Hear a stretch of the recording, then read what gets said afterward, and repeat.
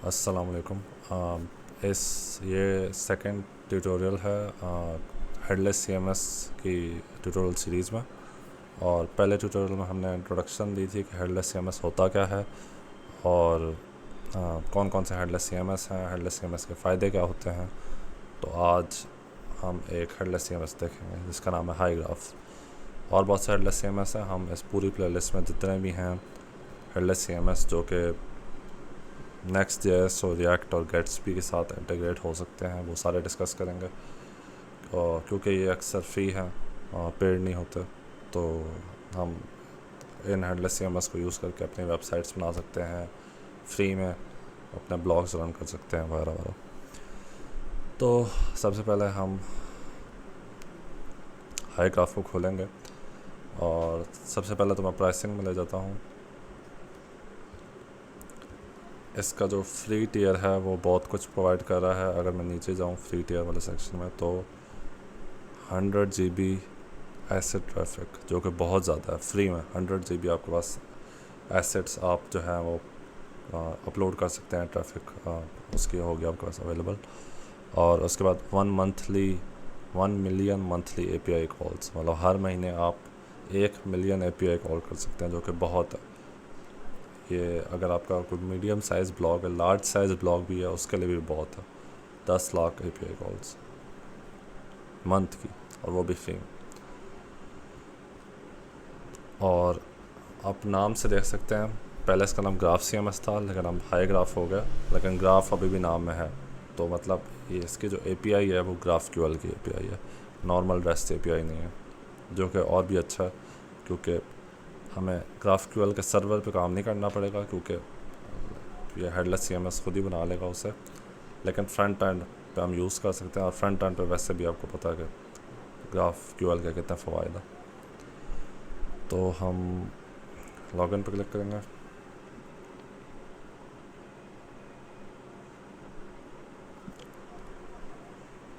मैंने पहले ही अकाउंट बनाया हुआ है तो इसलिए ये आया हुआ है, वरना आपके पास ये ऑप्शंस हैं। आप फेसबुक से साइन अप कर सकते हैं, गिटहब से, गूगल से, या फिर खुद कोई भी ईमेल है तो उससे भी। मैं गिटहब से कर लूँगा।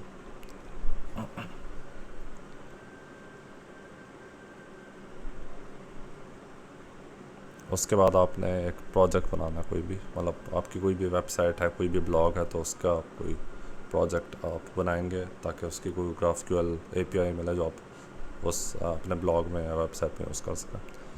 तो मैं ब्लैंक पे क्लिक कर लेता हूँ।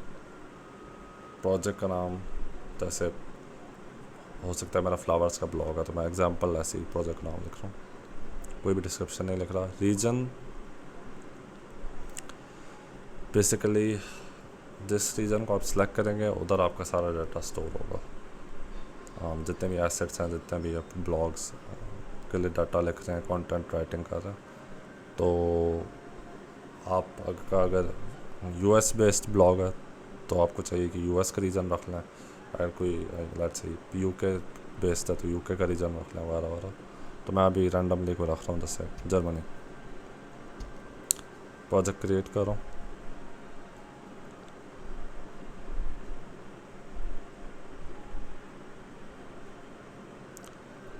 प्रोजेक्ट क्रिएट हो गया। उसके बाद आपके पास ये बेसिकली स्टेप्स हैं जो अगर आप फॉलो करें तो आपको ये ग्राफ CMS या हाई ग्राफ बता देगा कि किस तरह आपने कंटेंट क्रिएट करना है, स्कीमास बनाने हैं, इंटीग्रेट कैसे करना है फ्रंट एंड पे। तो सबसे पहले मैं ये स्टेप्स फॉलो नहीं कर रहा, मैं आपको वैसे ही बता रहा हूँ। स्कीमा में पहले हम जाएंगे। सबसे पहले ये जो लेफ़्ट साइड पे आपके पास कुछ आइकन है, तो यहाँ आपने अपना मॉडल डिफाइन करना है, मॉडल या डाटा टाइप जिसकी आप फील्ड्स डालेंगे। जैसे कि अभी मैं एक मॉडल डाल देता हूँ पोस्ट का, या फिर ब्लॉग का, अलग से ब्लॉग पोस्ट। ये एक मॉडल है, इसमें मैं बेसिकली डिफरेंट टाइप्स डिफाइन करूँगा, जैसे टाइटल हो गया, डिस्क्रिप्शन हो गया, ऑथर नेम हो गया वगैरह वगैरह। जो और इस ब्लॉग मॉडल के करस्पॉन्डिंग जो जो भी मैं टाइप सेलेक्ट करूँगा वो बेसिकली UI में अपीयर होंगी, जो मैं एंटर कर सकूँगा। ये मैं दिखाता हूँ। मैंने मॉडल क्रिएट किया। फिर इसके बाद आप डिफरेंट फील्ड्स ऐड कर सकते हैं, जैसे लेट्स से टाइटल तो मस्ट होता है, तो मैं सिंगल लाइन टेक्स्ट पे क्लिक करता हूँ क्योंकि टाइटल सिंगल लाइन का ही होता है। मैं ऐसे नाम दे देता हूँ टाइटल। फिर हम बेसिकली डिफरेंट ऑप्शन सेलेक्ट कर सकते हैं, क्योंकि टाइटल ही है तो यूजर्स टाइटल फील्ड को क्लिक कर देते हैं। फिर वैलिडेशंस हैं, रिक्वायर्ड होना चाहिए टाइटल क्योंकि हर ब्लॉक का टाइटल होगा। फिर हर ब्लॉक का टाइटल यूनिक भी होना चाहिए, तो मैं इस पर भी क्लिक कर देता हूँ। बाकी भी कुछ ऑप्शन हैं, अगर आप चाहें तो यूज़ कर सकते हैं। क्रिएट कर लिया तो एक ब्लॉग पोस्ट जो स्कीमा था मेरा या मॉडल था, उसके लिए एक फील्ड ऐड हो गई है of type single line text, जिसका नाम है टाइटल। फिर उसके बाद आपके पास और भी बहुत सारी टाइप्स हैं जो आपके देख सकते हैं, खुद ही ट्राई कर सकते हैं। ये तो सिंगल लाइन टेक्स्ट है, लेकिन मल्टी लाइन अगर कोई चीज़ है, सिर्फ स्ट्रिंग हो उसमें और कोई भी फैंसी चीज़ ना हो, तो आप मल्टी लाइन टेक्स्ट यूज़ कर सकते हैं। लेकिन क्योंकि ब्लॉग है और ब्लॉग में आप चाहेंगे कि आपके पास रिच टेक्स्ट एडिटर हो, आप बोल्ड कर सकें, इटैलिक्स कर सकें, आप वो जो कोड ब्लॉक्स होते हैं वो डाल सकें, आप हाइपर लिंक्स डाल सकें वगैरह वगैरह, तो उसके लिए आप ये वाली टाइप डाल सकते हैं, रिच टेक्स्ट। तो उस पर मैं क्लिक करूँगा। डिस्प्ले ने मैं कर देता हूँ कंटेंट, क्योंकि ब्लॉग का कंटेंट होगा। फिर वैलिडेशंस इससे भी रिक्वायर्ड कर देता हूँ, क्योंकि ब्लॉग कंटेंट ऑब्वियसली होना चाहिए, सिर्फ टाइटल नहीं चाहिए मुझे। फिर मैंने क्लिक कर दिया क्रिएट। तो आपके पास ये दो चीज़ आ गई। उसके बाद बहुत सारी डिफरेंट टाइप्स हैं। मार्कडाउन और रिच टेक्स्ट एक ही तरह की चीज़ है। आपके पास एक ही तरह का एक जो है रिच टेक्स्ट एडिटर आएगा। मार्कडाउन में वो सिर्फ मार्कडाउन फॉर्मेट में सेव होता है। रिच टेक्स्ट के केस में ये HTML में भी के फॉर्मेट में भी सेव हो जाता है, मार्कडाउन के फॉर्मेट में भी सेव हो जाता है। फिर उसके बाद आपके पास नंबर आप सेलेक्ट करते हैं तो आपके पास एक ऐसे फील्ड आएगी UI में जो जिसमें आप नंबर्स ऐड कर सकेंगे। बाकी टाइप्स देखते हैं। पहले मैं कंटेंट वाले एडिटर में चला जाता हूँ ताकि आपको दिखा सकूँ कि कैसा ये जो दो फील्ड्स हैं ये कैसे आएंगी व्यू में। तो कंटेंट एडिटर में गए। अभी जो ब्लॉग पोस्ट का मॉडल है उसका कोई डाटा इधर नहीं है, आप देख सकते हैं नो डाटा फाउंड। क्यों? क्योंकि अभी तक मैंने कुछ डाला हुआ नहीं है। तो अब मैं क्रिएट एंट्री में जाता हूँ। मेरे पास ये देखें, मैंने दो फील्ड्स डाली थी, एक टाइटल डाली थी जो थी सिंगल लाइन। तो सिंगल लाइन के लिए आपके पास ये एक सिंगल लाइन फील्ड आ गई है, एक ही लाइन डाल सकता हूँ। मैं एंटर दबाऊँगा कुछ नहीं। और ये देख सकते हैं आप रिक्वायर्ड, अगर मैं सेव करने की कोशिश करता हूँ तो ये कहता है नहीं, ये आपने वैल्यू डालनी है। फिर इसके बाद कंटेंट का मैंने रखा था रिच टेक्स्ट एडिटर। अब रिच टेक्स्ट एडिटर में आप बहुत चीज़ें डाल कर सकते हैं, जैसे आई लव फ्लावर्स, तो मैंने फ्लावर्स सेलेक्ट कर दिया, बोल्ड कर दिया, इटैलिक कर दिया, अंडरलाइन कर दिया। और भी बहुत सारी चीज़ें मैं ऐसे ब्लॉक कोट में डाल सकता हूँ, मैं हाइपर लिंक डाल सकता हूँ, मैं कोई इमेज डाल सकता हूँ, उसके अंदर टेबल भी डाल सकता हूँ, आई फ्रेम भी, और बहुत सारी चीज़ें जो आपके पास रिच टेक्स्ट एडिटर में होती हैं और कंटेंट राइटर्स को चाहिए होती हैं। फिर इसके बाद आप ये दो बटन दे सकते हैं। एक तो है कि बस आप सेव कर दें। सेव करें आप तो बेसिकली ये ड्राफ्ट स्टेटस के अंदर सेव होगा, ये पब्लिश नहीं होगा। अब ये दो स्टेजेस हैं बेसिकली। इनका क्या फ़र्क है, जब भी आप ड्राफ्ट स्टेज में चीज़ डालते हैं तो वो API के अंदर एक्सेस नहीं हो सकेगी। क्यों? क्योंकि वो पब्लिश नहीं हुई हुई, वो काइंड ऑफ ऐसा डाटा है जो अभी ड्राफ्ट स्टेट में है, वो फाइनल नहीं हुआ। ऐसा हो सकता है कि आप एक एडिटर हो, आप मेन बंदे हो जो आप सारा रन कर रहा है वेबसाइट सारा कुछ, लेकिन आपने कंटेंट राइटर हायर किया हुआ, तो वो कंटेंट राइटर लिखेगा, वो पब्लिश नहीं करेगा। हो सकता है पब्लिश के राइट्स उसे ना दें, वो सेव कर लेगा, वो ड्राफ्ट स्टेट्स में चला जाएगा। फिर आप को वो कह सकता है कि रिव्यू कर दें और फिर पब्लिश कर दें, तो फिर आप देखेंगे, रिव्यू करेंगे और फिर आप बेस्ड ऑन डैट आप पब्लिश कर देंगे, तो फिर वो API के साथ एक्सेसिबल होगा। तो ये आप देख सकते हैं डिफरेंट चीज़ें। जैसे अब मैं कर देता हूँ, इसका टाइटल रख देता हूँ और मैं डायरेक्ट पब्लिश कर रहा हूँ। ये देख सकते हैं कि content will be published. To the publish stage. अब अगर मैं जाऊँ वापस तो ये देख सकते हैं कि ब्लॉग पोस्ट के मॉडल के कॉरस्पॉन्डिंग आपके पास मेरे पास एक रो आई हुई है जिसमें ये डाटा डाला हुआ है। कुछ फील्ड्स हैं जो ऑटोमेटिकली जनरेटेड है, वो मैंने नहीं की थी जनरेट, जिस तरह स्टेज है वो कह रहा पब्लिश्ड है। आईडी कोई भी यूनिक होगी रो के कॉरस्पॉन्डिंग। क्रिएटेड एट मैंने क्रिएट कब किया था, टाइम। क्रिएटेड बाय मैंने किया है, मैं यूज़र हूँ तो मैं। अपडेटेड ऐड भी वही टाइम होगा अभी जो क्रिएटेड ऐड का है, लेकिन जब भी मैं अपडेट करूँगा तो ये टाइम अपडेट होगा। अपडेटेड बाय मैंने ही किया। अब ये टाइटल कंटेंट वो फील्ड्स हैं जो मैंने ऐड की थी। टाइटल ये इंट्रोडक्शन टू फ्लावर्स, कंटेंट इस पर मैं क्लिक करता हूँ तो ये पूरा हो गया।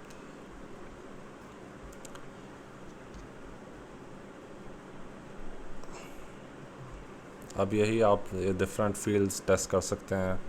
मेनली अगर आप ब्लॉग रन कर रहे हैं तो आपको आप यूज़ करेंगे ये सिंगल लाइन टेक्स्ट। टाइटल के लिए मार्कडाउन या रिच टेक्स्ट यूज़ कर लेंगे या फिर आप एसेट पिकर यूज़ कर लेंगे, आप मैप यूज़ कर सकते हैं। लेकिन बाकी भी फील्ड्स हैं आप ट्राई कर सकते हैं, उनके कॉरस्पॉन्डिंग डिफरेंट व्यू आ जाएगा कंटेंट एडिटर में। जैसे डेट है तो उसके लिए डेट पिकर आ जाएगा, कलर वाला है तो उसके लिए जो व्यू है कंटेंट एडिटिंग का उसमें कलर पिकर आ जाएगा। फिर हमने स्कीमा भी देख लिया, कंटेंट भी देख लिया। अब कंटेंट डल गया है तो अब हमने क्या करना है, हमने GraphQL बेसिकली Next.js या React की ऐप बनानी है और फिर हमने GraphQL की रिक्वेस्ट करनी है ताकि हमें ये मिल सके। सबसे पहले मैं Next.js का प्रोजेक्ट दिखा सकता हूँ जो मैंने एक डमी सा बनाया हुआ है, सिंपल सा, जिसको यूज़ करेंगे हम रिक्वेस्ट भेजने के लिए। तो सबसे पहले तो जब भी आपने React से, Next.js से या फिर Angular से जिससे भी GraphQL रिक्वेस्ट भेजनी है तो आपको ये दो लाइब्रेरीज लाजमी चाहिए, एक अपोलो क्लाइंट और एक GraphQL। अपोलो क्लाइंट से आप बेसिकली रिक्वेस्ट पहले क्लाइंट बनाएंगे तो उसमें URL डालेंगे भाई GraphQL URL और आप रिक्वेस्ट भेजेंगे। जो GraphQL का पैकेज है इससे आप GraphQL की क्वेरी लिखेंगे। तो फिर अगर मैं फाइल स्ट्रक्चर पे जाऊँ तो एक ये अपोलो क्लाइंट और JS फाइल है, इस पर मैंने अपोलो क्लाइंट इनिशिएट किया हुआ है। URL मैंने अभी नहीं डाली क्योंकि URL मैं अभी देखूँगा उधर से GraphQL के प्रोजेक्ट से, और एक कैशे क्योंकि देना ही होता है तो मैंने इन मेमोरी कैशे दिया हुआ। फिर आपके पास ये मेन पेज है index.js, यहाँ सिंपल मैंने अपोलो क्लाइंट इंपोर्ट किया हुआ है। फिर यहाँ मैं क्वेरी लिखूँगा, अभी मैंने क्वेरी भी नहीं लिखी भी। ये क्वेरी मैंने get server side props function डाला हुआ है जो कि बेसिकली जब पेज सर्वर साइड पे रेंडर हो रहा होगा तो ये रिक्वेस्ट भेजेगा। फिर उसके बाद मैं उससे ब्लॉग्स को निकाल रहा हूँ। बेसिकली ये अभी ब्लॉग्स नहीं होगा, ये मैं पुराना मॉडल उससे टेस्ट कर रहा था, वो हम ऐसे एडिट कर लेंगे। और फिर ये मेरे पास ब्लॉग्स आ रहे हैं और फिर उसके बाद मैं से ब्लॉग्स को मैप कर रहा हूँ और एक कार्ड कंपोनेंट उनमें डाल रहा हूँ, ये टाइटल और डिस्क्रिप्शन। और एक कार्ड कंपोनेंट सिंपल है, ये एक डिव है और उसके अंदर एक S2 है जो टाइटल जिसमें डाल रहा है, और ये एक स्पैन टैग है जिसमें डिस्क्रिप्शन डाल रही है। मैंने ये क्यों किया हुआ है, ये बेसिकली जब भी आपके पास HTML के अंदर कोई डाटा आ रहा होता है, जिस तरह डिस्क्रिप्शन के अंदर HTML डाटा आएगा, क्यों, क्योंकि डिस्क्रिप्शन एक रिच टेक्स्ट फील्ड है, तो फिर आपको यूँ करना पड़ता है रिएक्ट के अंदर ताकि वो आ जाए डाटा। ठीक, तो इससे पहले कि मैं ये खोलूँ पोर्शन, तो इससे पहले मुझे GraphQL के प्लेग्राउंड में जाना चाहिए ताकि मैं क्वेरी को बना सकूँ, रन कर सकूँ। तो मुझे ब्लॉग पोस्ट चाहिए तो इसलिए मैं ब्लॉग पोस्ट पे जाऊँगा। ये क्वेरी बेसिक सी बन गई।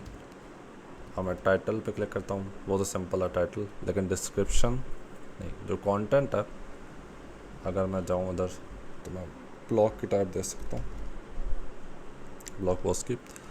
अब इसमें बहुत सारी फील्ड्स हैं। टाइटल स्ट्रिंग है और आपके पास कंटेंट है जो कि रिच टेक्स्ट फील्ड है। अगर मैं सिर्फ कंटेंट लिखूँगा तो एरर देगा। जैसे अगर मैं करता हूँ यूँ, क्यों? क्योंकि कंटेंट एक टाइप है, तो उसकी हमने सब टाइप्स बतानी है कि क्या चाहिए। तो मैं रिच टेक्स्ट में गया, इसमें आपके पास ऑप्शन है। आप रॉ चाहते हैं, आप HTML के फॉर्म में जाते हैं, आप मार्कडाउन चाहते हैं, आप टेक्स्ट चाहते हैं। तो मैं HTML चाहता हूँ, तो मैं कर दूँगा। तो ये मेरे पास डाटा आ गया है, टाइटल आ गया है जो मैंने डाला था उधर, और ये कंटेंट आ गया, ये HTML जो मैंने डाला था। तो अब मेरे पास एक क्वेरी बन गई है। तो अब मैं बेसिकली नेक्स्ट.js की ऐप में सारा कुछ डालता हूँ। पहले मैं क्वेरी कॉपी कर लेता हूँ,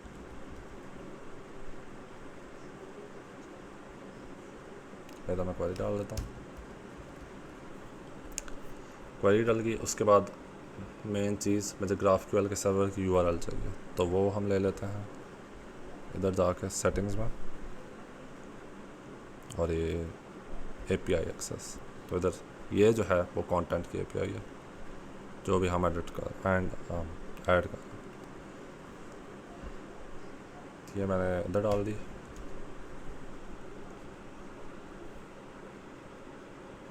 तो ये अब रेडी है, लेकिन कुछ चेंजेस करनी है,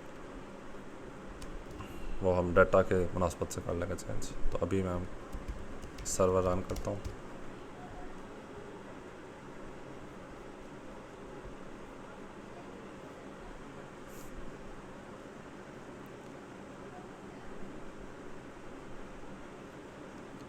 अच्छा, ये अलाउड इसलिए नहीं है क्योंकि हमें 300 देखते हैं एरर क्या है।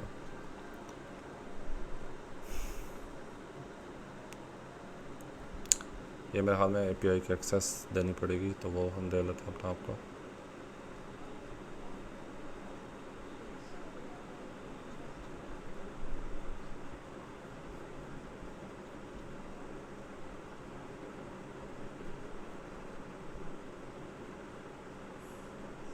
मैं चाहता हूँ कि हम रीड कर सकें API के ज़रिए, तो परमिशन क्रिएट करता हूँ।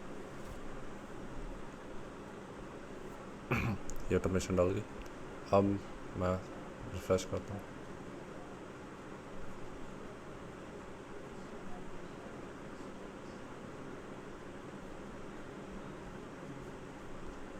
अच्छा, अभी ये एरर आ रहा है कि डॉट ब्लॉग्स, बेसिकली ब्लॉग्स कुछ है नहीं, तो वो ब्लॉग पोस्ट्स,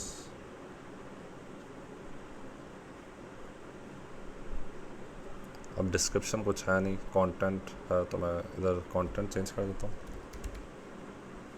अभी तो ये देखें, रिक्वेस्ट गई GraphQL की, और जो डाटा था वो मैंने इधर पॉपुलेट कर दिया। ये टाइटल है, और ये जो भी रिच टेक्स्ट एडिटर में मैंने डाला था वो इधर आ गया। अब मैं एक और ब्लॉग डाल के देख लेता हूँ।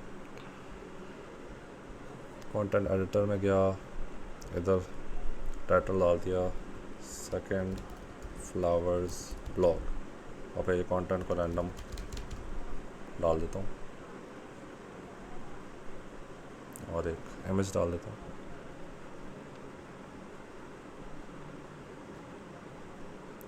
इधर कोई इमेज डली हुई नहीं है। इमेजेस डालने के लिए आपको ये करना पड़ेगा कि आपको एसेट्स पे जाना पड़ेगा, फिर आप इधर से एक एसेट डालेंगे, और फिर इसके बाद आप इधर आएंगे, और आप इधर से वो वाला फिर जो एसेट पे करा इधर वो एसेट आ जाएगा। तो अभी ये नहीं करते, अभी बस रैंडम से कुछ डाल देते हैं।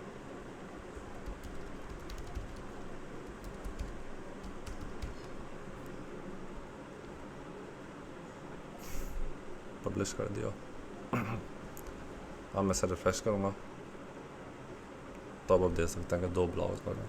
तो इस तरह आप जो है हेडलेस CMS जो हाई ग्राफ है, ग्राफ CMS ऐसे यूज़ करके अपनी वेबसाइट बना सकते हैं। आप अपने फ्रंट एंड को कहीं भी डिप्लॉय कर सकते हैं फ्री में। फायरबेस हो गया, नेटलिफाई हो गया, वर्डसेल हो गया, और आप कोई भी हेडलेस CMS यूज़ कर सकते हैं फ्री। ये भी बहुत अच्छा है, और भी हैं जो हम आगे वीडियोस में डिस्कस करेंगे।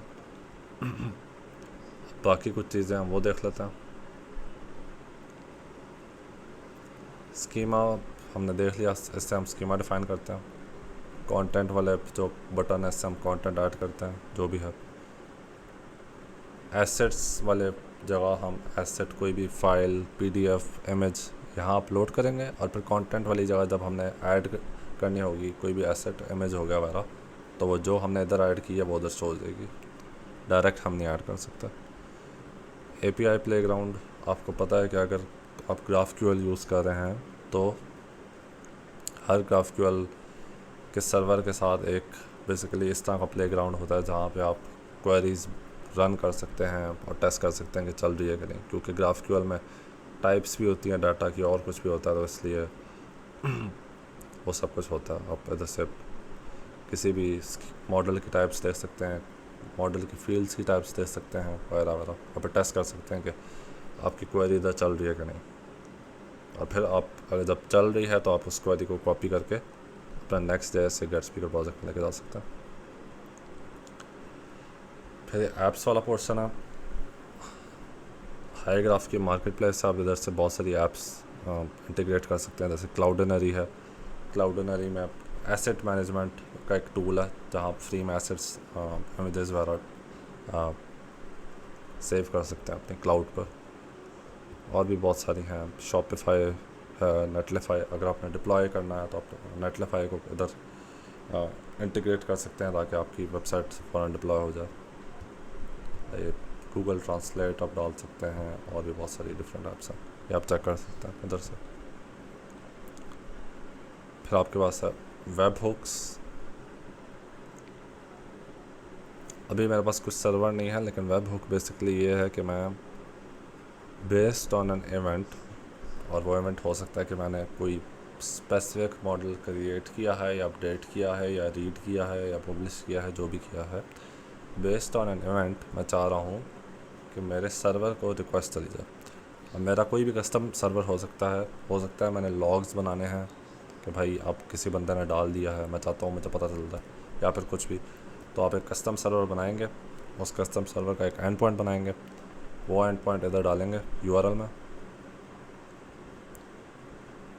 नीचे आप हेडर्स भी डाल देंगे कोई ऑथराइजेशन अगर कोई है तो। और फिर जब भी ये पर्टिकुलर इवेंट होगा, इवेंट आप इस तरह बताएंगे, जैसे मैं कह रहा हूँ ब्लॉग पोस्ट जब पब्लिश हो, या लेट्स से मैं कहता हूँ ब्लॉग पोस्ट ड्राफ्ट पे जाए, जब ड्राफ्ट वाली स्टेट में क्रिएट हो और वो प्रोजेक्ट मेंबर कोई करे तो इस यूआरएल पर रिक्वेस्ट जाए। अपने इस कस्टम सर्वर में हो सकता है मैं कोई एपीआई यूज़ कर रहा हूँ ट्विलियो की, और मैं अपने आपको मैसेज भेज रहा हूँ, तो मैं इस तरह कर सकता हूँ कि जब भी कोई कंटेंट राइटर मेरा एडमिन पैनल यूज़ करके डालेगा ब्लॉग, तो मुझे मैसेज आ जाए। इस तरह की मैं कोई भी चीज़ कर सकता हूँ, तो बहुत पावरफुल टूल है। फिर प्रोजेक्ट सेटिंग्स देख सकते हैं हम। एनवायरनमेंट से बेसिकली अभी आपके पास एक मास्टर एनवायरनमेंट ही है, लेकिन आप और एनवायरनमेंट्स भी डाल सकते हैं अगर आपके पास पेड प्लान हो तो। लॉग्स वही चीज़ है कि जब भी कोई मेंबर कोई चीज़ करता है तो उसके लॉग्स क्रिएट हो, इसने अपडेट कर दिया है, इसने रीड किया है, इसने डिलीट कर दिया, इसने पब्लिश कर दिया, लेकिन वो फ्री प्लान में नहीं है। कंटेंट स्टेज भी अभी फ्री में आपके पास 2 हैं, ड्राफ्ट और पब्लिश, लेकिन आप हो सकता है और कंटेंट स्टेजेस डाल सकते हैं 3 या 4, कि भाई कंटेंट राइटर ने डाला, उसने एक स्टेज में डाला, फिर आपके पास हो सकता है और कोई रिव्यूअर्स हों, वो रिव्यू करें, वो उसे एक और स्टेज में डालेंगे, फिर एक फाइनल एक बंदा हो वो देखे कि अच्छा सब सेट है, तो फिर वो पब्लिश करते। तो ये आप 3 स्टेज आ गए, तो आपकी मर्ज़ी है, लेकिन 2 स्टेजेस काफ़ी हैं। लोकल्स बेसिकली लैंग्वेजेस, आप जो भी डाटा डाल रहे हैं कितनी लैंग्वेजेस आप सपोर्ट करना चाहते हैं। यूआई एक्सटेंशन, जो कंपोनेंट्स आपने देखे थे उधर, टेक्स्ट एडिटर हो गया, बाकी चीज़ें हो गई, अगर आप चाहते हैं कि आपका कोई अपना कंपोनेंट हो रिएक्ट का या कुछ भी, और उसके साथ कोई टाइप हो, तो आप इधर अपना कोई यूआई कंपोनेंट डाल सकते हैं। एपीआई एक्सेस, एक ये मेन यूआरएल है जो सारा कंटेंट जिस पे होस्ट है, जितने भी एसेट्स हैं इमेजेस पीडीएफ वो इस वाले पे होस्ट है। फिर इधर से परमिशन आप डाल सकते हैं। जिस तरह आपने देखा था पहले मैं रीड नहीं कर सका था, लेकिन फिर मैंने परमिशन डाल दी कि भाई रीड कर सके, तो वो हो गया। इसी तरह आप बाकी भी परमिशन डाल सकते हैं।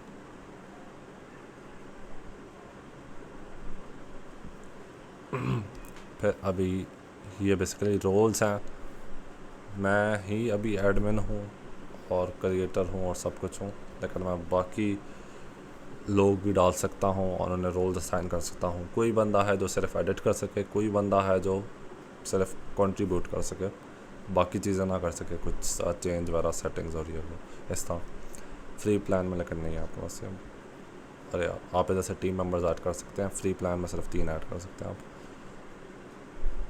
और ये है बस ग्राफ CMS या हाई ग्राफ हेडलेस CMS, और ये बहुत पावरफुल है और ये फ्री भी है। अगर आप यूज़ करना चाहें तो कर सकते हैं। कोई क्वेश्चन हो, कोई कंसर्न हो तो आप कमेंट कर सकते हैं नीचे, और चैनल को सब्सक्राइब करना मत भूलिएगा।